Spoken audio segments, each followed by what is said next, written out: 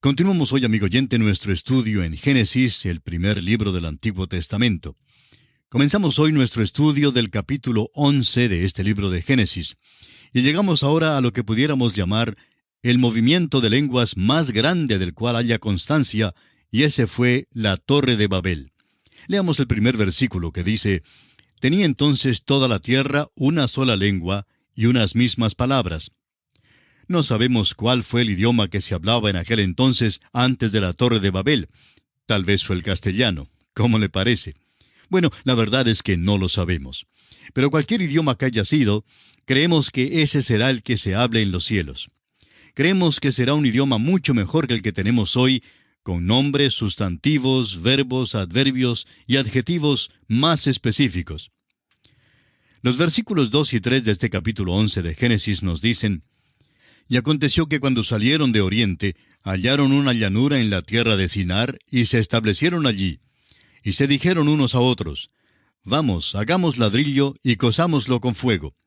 Y les sirvió el ladrillo en lugar de piedra, y el asfalto en lugar de mezcla». Por lo visto, amigo oyente, el hombre viajaba hacia el occidente, y llegó a una llanura que probablemente esté en el valle entre los ríos Tigris y Éufrates. Por allá en esa región no hay piedra y por eso tuvieron que hacer el ladrillo. Se usaba el ladrillo como algo práctico. Fue una necesidad. Es interesante que muchos de los edificios en nuestras ciudades en el día de hoy están construidos de ladrillo, y suponemos que sea el tipo de material más popular que cualquier otro tipo que se emplea hoy para edificar. Esta no fue una clase de construcción falsa. Note usted cuidadosamente las palabras de ellos.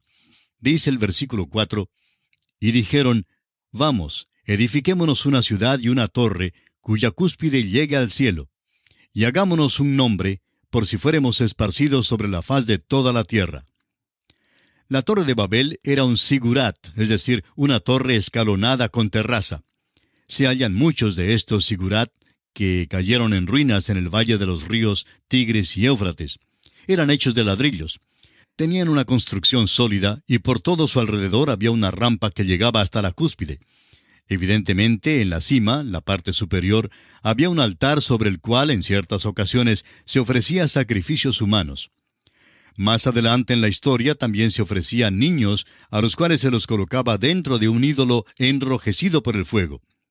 Estas cosas fueron relacionadas con los sigurats, o sea, la torre escalonada con terraza más adelante.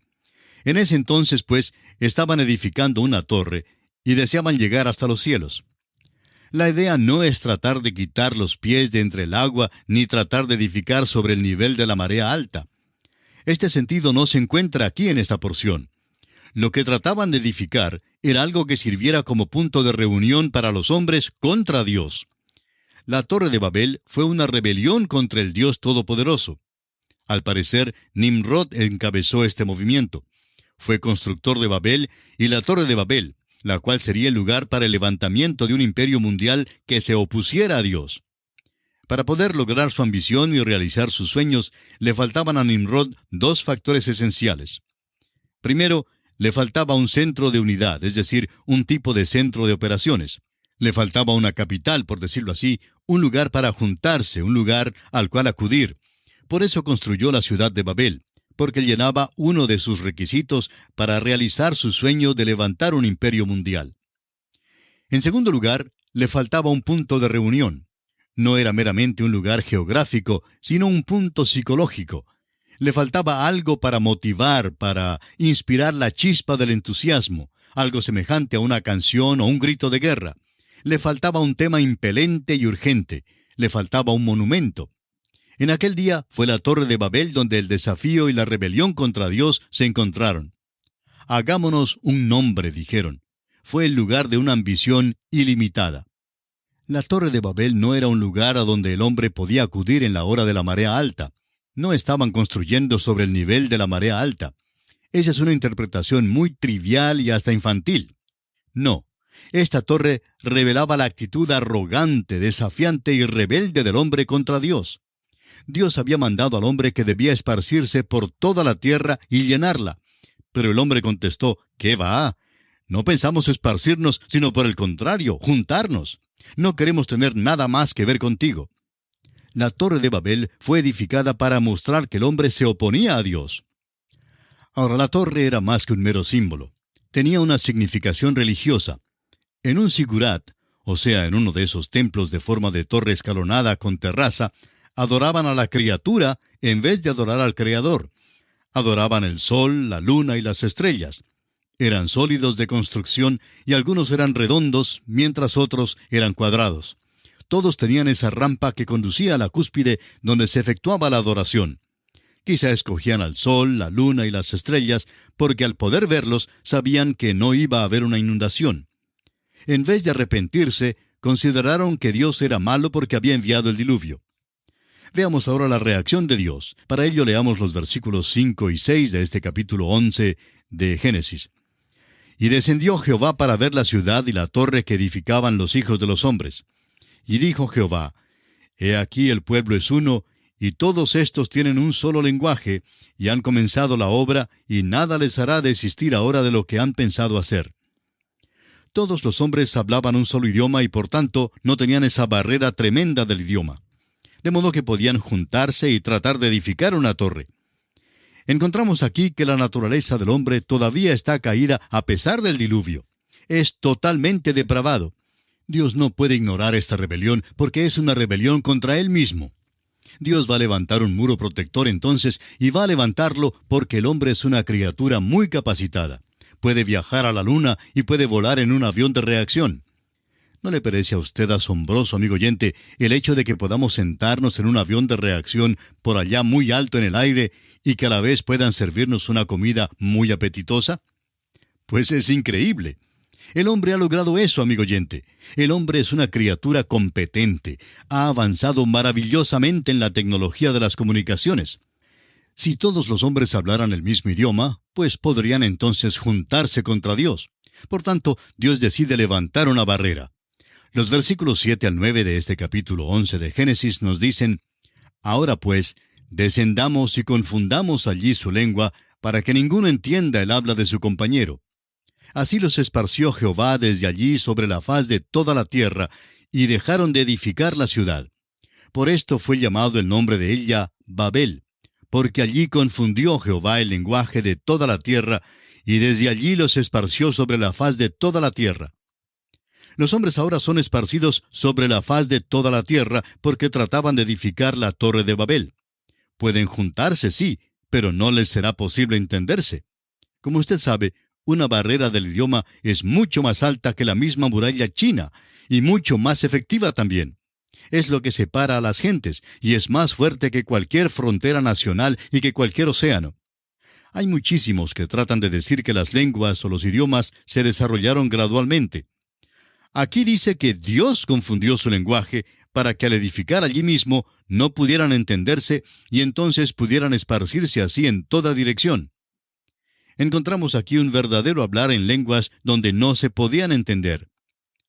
Hay un milagro del oído aquí tanto como del habla. Hablaban una lengua diferente y los oídos de los otros no podían oír lo que se decía. Surge ahora la pregunta con respecto a estos diversos idiomas. ¿Fue esta una bendición disfrazada de otra cosa? ¿O fue una maldición sobre el hombre? Bueno, para los fines de Dios fue una bendición. Para el desarrollo del hombre apartado de Dios fue un juicio. Ha sido un gran obstáculo, como bien usted sabe. Por los siglos los hombres han continuado esparcidos. Una de las cosas que está aconteciendo hoy en día a través de la radio, la televisión y los aviones a reacción es la destrucción de esos muros, y vemos que por hoy los muros de Jericó ciertamente se han venido abajo. Por eso creemos que Dios volverá a la tierra con juicio. Quisiéramos poner en contraste este movimiento de lenguas y aquellos eventos del día de Pentecostés. Este fue otro gran movimiento de lenguas, y en aquel tiempo encontramos que el Evangelio fue predicado en todos los idiomas que entendían los hombres que estaban presentes. No fue el hablar en una lengua desconocida, y eso nunca fue parte del movimiento de lenguas en primer lugar. En el día de Pentecostés, Dios está dando su respuesta a la Torre de Babel. Dios está diciendo al género humano, tengo un evangelio, un mensaje para ti, y estoy llegando hacia ti con el evangelio en tu propio idioma. Esto es lo que ha hecho Dios. Hoy la Biblia se ha publicado en más idiomas y dialectos que cualquier otro libro que se conozca. todavía se está traduciendo a otras lenguas y dialectos y está siendo llevada literalmente a centenares de tribus por todo el mundo. El Evangelio es para todo el género humano, y la razón y el motivo de hablar en lenguas es para dejar saber a la raza humana que Dios ha respondido a la Torre de Babel, que ha provisto ahora una redención para el hombre. Se ha cumplido la misión. No hay necesidad hoy que el hombre trabaje para obtener la salvación, y nunca ha habido necesidad de eso. El hombre debe volver a Dios y escuchar su mensaje. El Evangelio es para usted, quien quiera que sea, y en cualquier idioma que usted hable. Es para usted, es para las naciones del mundo. El libro de Apocalipsis nos dice en el capítulo 7, versículo 9, «Después de esto miré, y he aquí una gran multitud, la cual nadie podía contar, de todas naciones y tribus y pueblos y lenguas, que estaban delante del trono y en la presencia del Cordero, vestidos de ropas blancas y con palmas en las manos». Cuán diferente esta reunión a aquella que se menciona en la Torre de Babel. Ahora vamos a estudiar la línea de Sem, porque esta es la línea que se seguirá a través de todo el Antiguo Testamento. Génesis capítulo 11, versículos 10 y 24 nos dicen, «Estas son las generaciones de Sem. Sem, de edad de 100 años, engendró a Arfaxad 2 años después del diluvio». Pasando ahora al versículo 24 leemos, «Nacor vivió 29 años y engendró a Taré». La genealogía se da hasta Nacor y luego hasta Taré. Sigue luego la línea de Taré, porque él es el padre de Abraham. Leamos ahora en Génesis capítulo 11, versículos 25 y 26. «Y vivió Nacor, después que engendró a Taré, 119 años, y engendró hijos e hijas. Taré vivió 70 años, y engendró a Abraham, a Nacor y a Harán». Estamos siguiendo la línea de Sem, y realmente siguiendo esta línea, estamos recorriendo a través de la Biblia. La palabra de Dios seguirá esta línea directamente hasta la cruz de Cristo. Dios ha relatado todo esto como una introducción. Dios ya ha hecho ver al hombre que está en pecado. En el incidente de Caín y Abel vimos que Caín no reconoció que fue pecador. Y vemos allí una manifestación de la soberbia. En el diluvio vemos el pecado de la carne, porque los hombres se entregaron a los pecados de la carne, se entregaron a la violencia, y todo pensamiento e intento de sus corazones era malo. Estaban verdaderamente ciegos a su necesidad de la persona de Cristo. Eran sordos al reclamo de Dios, estaban muertos a Dios, muertos en sus delitos y pecados.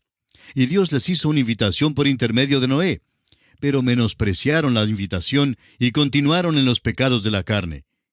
Luego, aquí en la Torre de Babel, nos enteramos del pecado de la voluntad. Ese pecado es rebelión contra Dios. ¿Tiene usted, amigo oyente, su propia Torre de Babel? ¿Se opone usted a Dios? ¿Ha edificado usted una Torre de Babel aparte de Dios? ¿No es verdad que toda naturaleza humana está en rebelión contra Dios? Hay un cuento acerca de un niñito que se portó muy mal una noche. Estaba lloviendo y no podía salir a jugar, y por tanto hacía muchas travesuras, dando mucho que hacer a su mamá. Por fin la madre agarró al pequeño y lo sentó en una silla, y el niño se quedó con la cara hacia la pared. La mamá le dio la orden de sentarse allí, y luego salió del cuarto dejándolo solo. Después de un rato, ella escuchó un ruido en el otro cuarto, y llamó, «Juanito, ¿te has parado?» Y Juanito le contestó, «No, mamá, estoy sentado, pero por dentro estoy parado». Amigo oyente, créanos, hay muchos hombres y mujeres hoy en día que por dentro están parados contra Dios. Esa es su propia Torre de Babel. Después que Dios nos reveló la perversidad del hombre, cómo ha caminado rumbo a la soberbia, al pecado de la carne y al pecado de la voluntad, sigue esta línea de Sem, Taré y Abraham para conducirnos a Cristo. Leamos los versículos 27 al 30 de este capítulo 11 de Génesis, que dicen, «Estas son las generaciones de Taré. Taré engendró a Abraham, a Nacor y a Harán. Y Harán engendró a Lot. Y murió Harán antes que su padre Taré en la tierra de su nacimiento, en Ur de los Caldeos. Y tomaron a Abraham y Nacor para sí mujeres. El nombre de la mujer de Abraham era Sarai, y el nombre de la mujer de Nacor, Milca, hija de Harán, padre de Milca y de Isca. Mas Sarai era estéril y no tenía hijo». La palabra Harán significa demora, y encontraremos que hay una demora en los viajes. Ahora los versículos 31 y 32 de Génesis dicen, Y tomó Taré a Abram su hijo, y a Lot hijo de Harán, hijo de su hijo, y a Sarai su nuera, mujer de Abram su hijo, y salió con ellos de Ur de los Caldeos, para ir a la tierra de Canaán. Y vinieron hasta Harán, y se quedaron allí. Y fueron los días de Taré 205 años, y murió Taré en Harán. Este es el principio de la historia de Abram. Y en este punto el libro de Génesis y la Biblia misma cambian de aspecto. Encontramos aquí lo que pudiéramos llamar un abismo o precipicio que marca una división grande en el libro de Génesis. Los primeros 11 capítulos están a un lado del precipicio y los 39 capítulos restantes están al otro lado del abismo. Los primeros 11 capítulos abarcan un mínimo de tiempo de 2000 años y posiblemente más. Ya hablamos de esto cuando comenzamos nuestro estudio del libro de Génesis.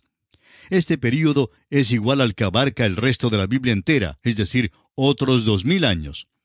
En otras palabras, al terminar nuestro estudio de los 11 primeros capítulos de Génesis, nos encontramos a medio camino a través de la Biblia. Ahora, en lo que se refiere al resto del libro de Génesis, el tiempo comprendido entre el capítulo 12 hasta el capítulo 50 es de 350 años. En nuestro estudio de hoy hemos notado 3 aspectos principales. En primer lugar, hablamos sobre la construcción de la Torre de Babel. Notamos que los hombres comenzaron a fabricar el ladrillo y lo utilizaron para la construcción de la torre en lugar de la piedra. Dijimos que la Torre de Babel tenía la forma de un sigurat, o sea, una torre escalonada con terraza, a cuya cima se llegaba por una rampa o camino que rodeaba la estructura por la parte externa. Notamos asimismo que el propósito de la Torre de Babel fue el de reunir a los hombres para rebelarse contra Dios, y que al parecer Nimrod fue quien encabezó el movimiento de rebelión. El segundo aspecto que notamos hoy fue la reacción de Dios ante los designios del hombre y cómo Dios frustró el propósito de los hombres al confundir las lenguas. Vimos que al no poder entenderse, se vieron en la necesidad de esparcirse en todas direcciones.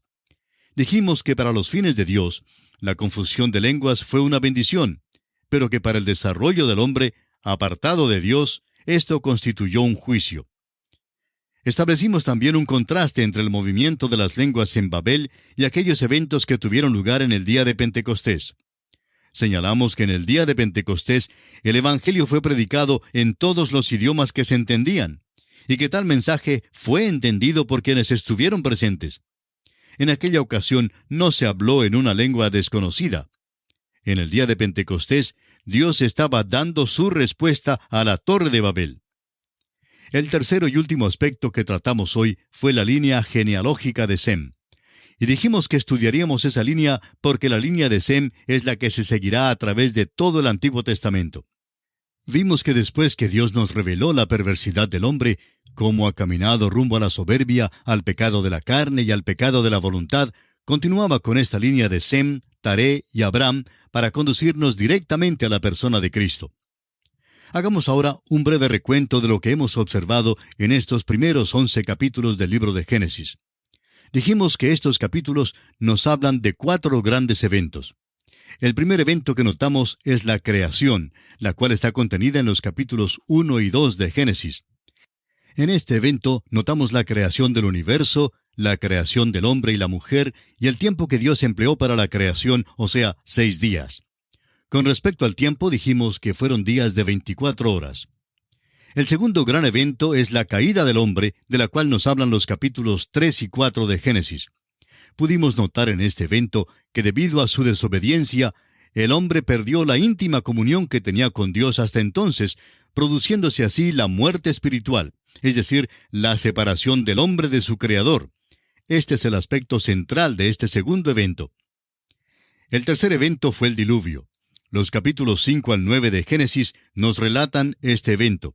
Este evento constituyó el juicio de Dios sobre la tierra por razón del pecado del hombre y su completo alejamiento de Dios. Solo Noé y su familia, junto con 2 animales, macho y hembra, de cada especie de animales inmundos, y 7 parejas de animales limpios de cada especie, escaparon del diluvio. Cuando Noé salió del arca, tomó de todo animal limpio y de toda ave limpia, y ofreció holocausto a Jehová. Encontramos también en este evento que Dios puso el arco iris en las nubes como señal de su pacto y su promesa de no destruir más la tierra por medio de un diluvio. Y el cuarto evento que encontramos es la Torre de Babel.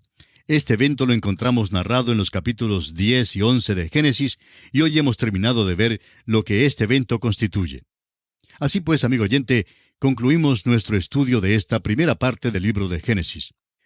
En nuestro próximo programa comenzaremos la consideración de la segunda parte, es decir, pasaremos al otro lado del abismo o precipicio, y esperamos que usted nos acompañe. Gracias por hoy, y que Dios le bendiga copiosamente.